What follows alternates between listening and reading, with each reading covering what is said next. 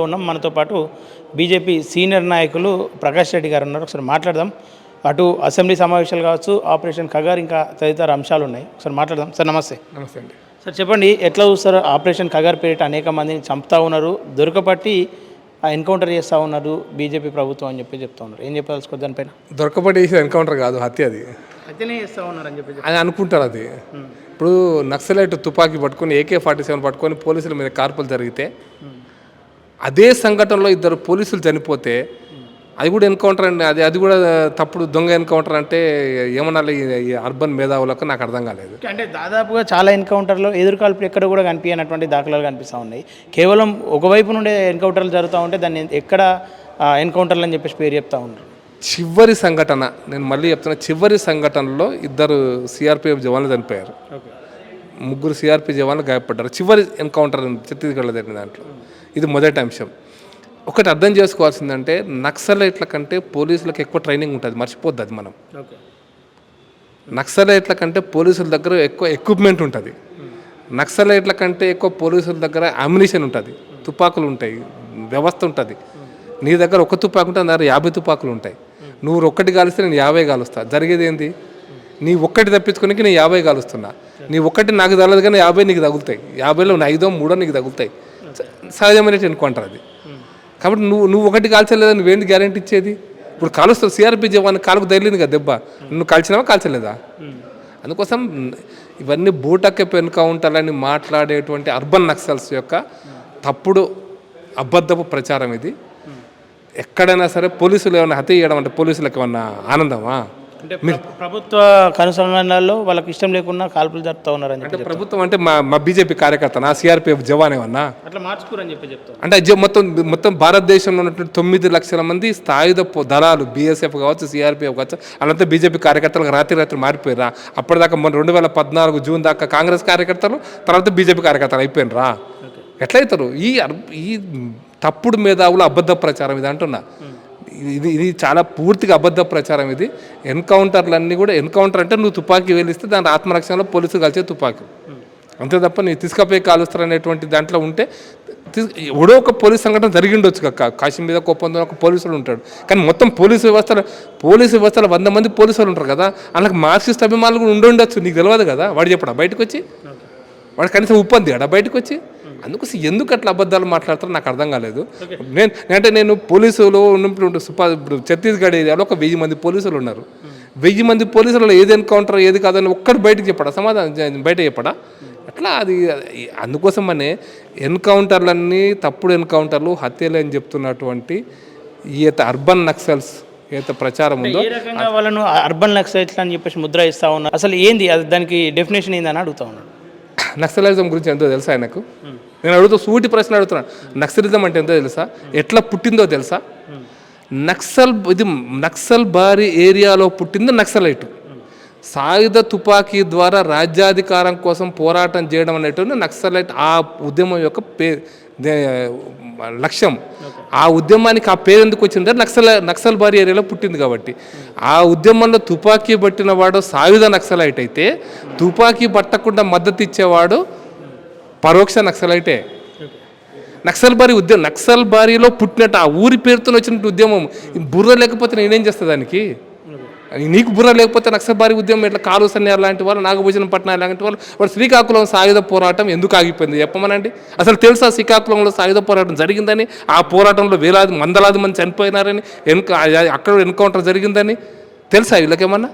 శ్రీకాకుళం పోరాటం ఎందుకు ఆగిపోయిందో తెలుసా? చరిత్ర తెలియకుండానే మాట్లాడుతారు అని చెప్పేసి అంటారా? నేను అంటున్నా, కొంతమంది ఏమో ఇటువంటి సగం తెలిసిన చరిత్ర మాట్లాడుతారు, కొంతమంది అయితే పూర్తి తెలిసి రాజ్యానికి వ్యతిరేకంగా పోరాటం చేయడం కోసం సమాయత్తం చేస్తూ రాజ్యాధికారం కోసం ఈ భావజాలంతో పనిచేస్తున్నటువంటి కొంతమంది వాళ్ళు కూడా ఉన్నారు. మేధావులు అనుకొని చెప్పకున్నటువంటి మార్క్సిస్టు భావజాలాన్ని అనుసరించే వాళ్ళు, మావోయిస్టు భావజాలాన్ని మద్దతు ఇచ్చే వాళ్ళు ఉన్నారు. ప్రాణాలు కోల్పోతున్న వాళ్ళందరి చరిత్రలు చూస్తే కూడా, అంటే గతంలో హిడ్మా కావచ్చు, వీళ్ళందరి ఇల్లు పోయినప్పుడు చాలా కటిక పేదరికంలో ఉన్నారు. వాళ్ళు ఏం సాధించారని చెప్పేసి అంటే ఏం చెప్తారు మరి? దేశం కోసమే దేశ సంపద కోసం మేము పనిచేస్తూ ఉన్నాం అని చెప్పి చెప్తా ఉన్నారు.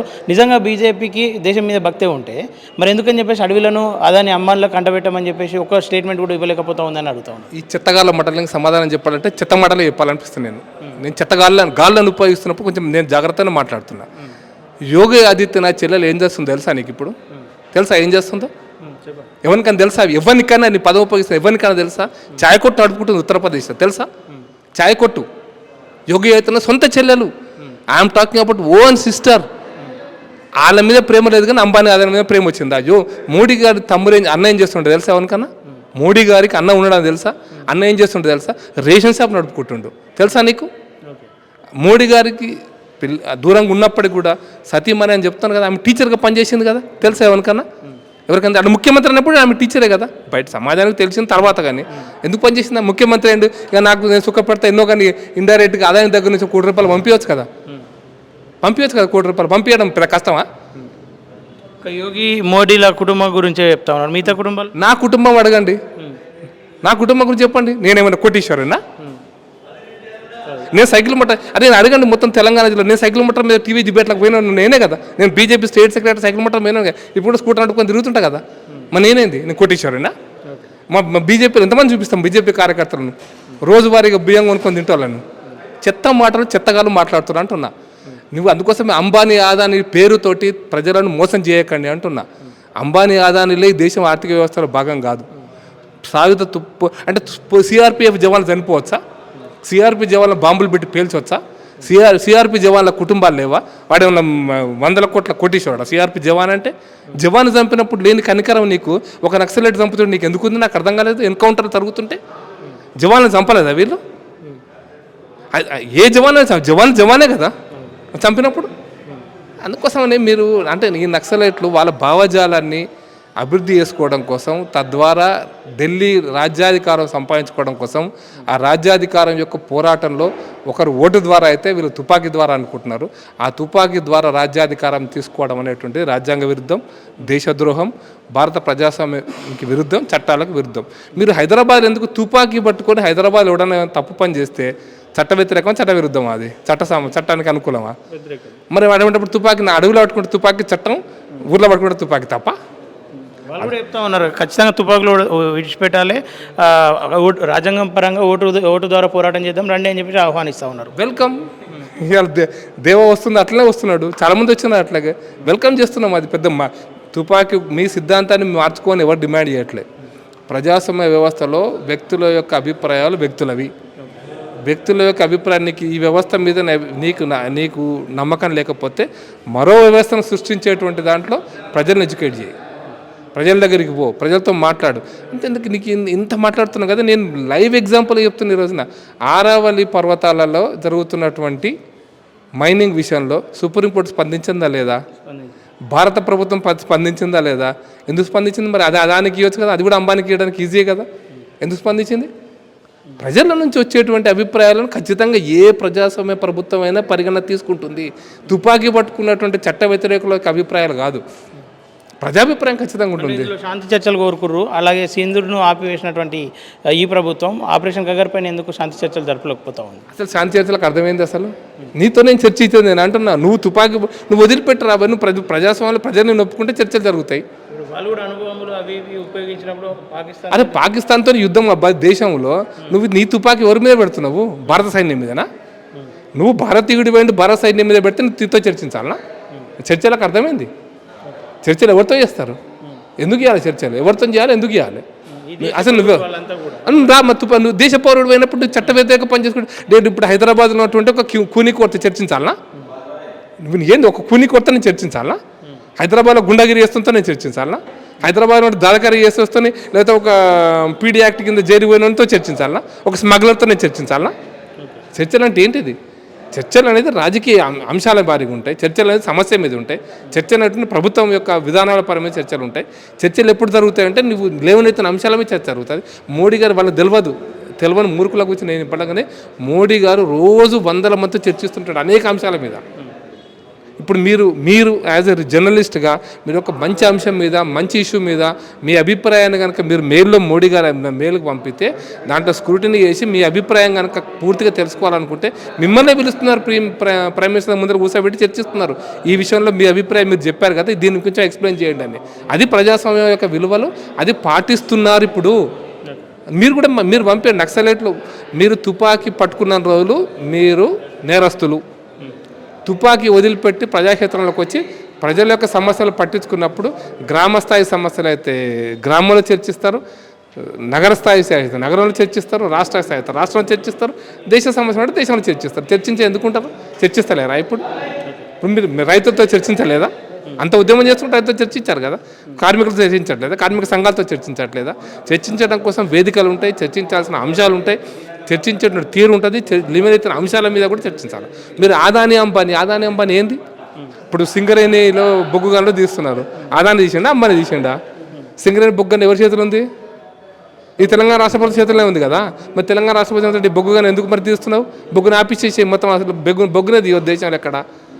బ్రిటిష్ వాళ్ళ కాలం నుంచి బొగ్గు తీస్తున్నావు కదా, ఎందుకు తీస్తున్నావు? ఓబులాపురం నక్సలైట్ ఆపుతున్నారా?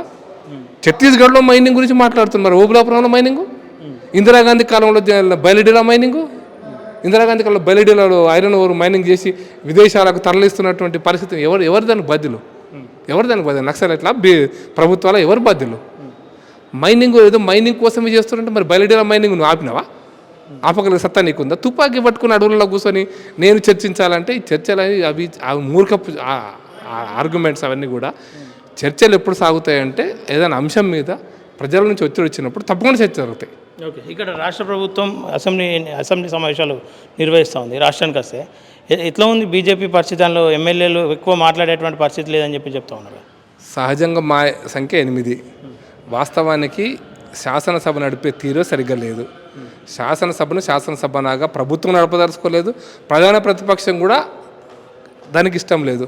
ఇద్దరు కలిసి శాసనసభలో వాళ్ళు చేసిన తప్పులు వీళ్ళు బయట పెట్టకుండా, వీళ్ళు చేసిన తప్పులు వాళ్ళు బయట పెట్టకుండా వ్యక్తిగతమైన ఆరోపణలు నిందలతోటి టైంపాస్ చేస్తే 3 రోజులు పొద్దు గడుస్తుంది, అయిపోతుంది. ఇది తెలంగాణ ప్రజలు చేసుకున్నటువంటి బాధలు ఇవి. కాబట్టి మీరు అసెంబ్లీ నడిపే తీరు ఇది కాదు. బట్ నేను ఒకటి మాత్రం గ్యారంటీ చెప్పగలుగుతాను బీజేపీ నాయకుడిగా. బీజేపీ కనుక అధికారంలోకి వస్తే నేను పక్కా చెప్తున్నా 30 నుంచి 50 రోజులు అసెంబ్లీ వస్తుంది.